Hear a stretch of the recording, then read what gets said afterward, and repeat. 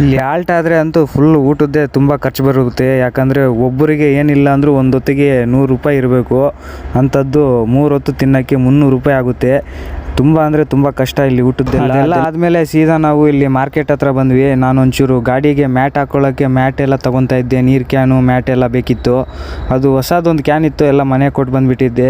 ಅದೆಲ್ಲ ಆದಮೇಲೆ ತರಕಾರಿ ಚಿಕನ್ನು ಅವು ಇವು ಎಲ್ಲ ಆಳು ಮೂಲೆ ಎಲ್ಲ ತೊಗೊಂಡು ಸೀದಾ ಗಾಡಿ ಹತ್ರ ಬಂದ್ವಿ. ಗಾಡಿ ಹತ್ರ ಬರೋ ಅಷ್ಟೊತ್ತಿಗೆ ಕತ್ಲೆ ಆಗಿಬಿಡ್ತು. ಆ ಗಾಡಿ ಇನ್ನೊಂದು ಗಾಡಿ ಲೋಡ್ ಮಾಡ್ಕೊಂಬಂದು ಇಲ್ಲಿ ನಿಲ್ಲಿಸಿ ಈಗ ಚಿಕನ್ ಎಲ್ಲ ಮಾಡ್ತೈತೆ ನಮ್ಮ ಮುರುಗಣ್ಣ. ನಮ್ಮ ಅಡುಗೆ ಮಾಡೋದ್ರಲ್ಲಂತೂ ಎತ್ತಿದ ಕೈ ನಮ್ಮ ಮುರುಗಣ್ಣ. ನೋಡ್ರಿ ಎಷ್ಟು ಚೆನ್ನಾಗಿ ಬೇಯಿಸ್ತಿದೆ ಚಿಕನ್ ಎಲ್ಲ ಕೂಡ. ಚಿಕನ್ ಎಲ್ಲ ರೆಡಿ ಎಲ್ಲ ಆದಮೇಲೆ ನೋಡ್ರಿ ಎಲ್ಲರೂ ಕೂತ್ಕೊಂಡಿದ್ದೀವಿ ಊಟ ಮಾಡೋದಕ್ಕೆ. ನೋಡ್ರಿ ಎಲ್ಲರೂ ಊಟ ಮಾಡ್ತಾಯಿದ್ದೀವಿ. ನಮ್ಮ ಇನ್ನೂ ಇಬ್ಬರು ಫ್ರೆಂಡ್ಸ್ ಬೇರೆ ಬಂದಿದ್ದರು, ಅವರು ಎಲ್ಲರೂ ಜೊತೆಯಲ್ಲಿ ಕೂತ್ಕೊಂಡು ಊಟ ಎಲ್ಲ ಮಾಡ್ತಾಯಿದ್ದೀವಿ ಹೊಟ್ಟೆ ತುಂಬ. ಇದೆಲ್ಲ ಆದಮೇಲೆ ನಾವು ಲೋಡ್ಗೋಸ್ಕರ ಆಫೀಸುಗಳು ಸುತ್ತಾ ಇದ್ದೀವಿ. ನೋಡ್ರಿ ನಮ್ಮ ಸಚಿನ್ ಅಣ್ಣವರು ಹೆಂಗೆ ಕೂತ್ಕೊಂಡಿದ್ದಾರೆ ಸ್ಟ್ಯಾಂಡರ್ಡಾಗಿ. ಎಲ್ಲ ಕೂಡ ನಮ್ಮ ಗಾಡಿಯವರು.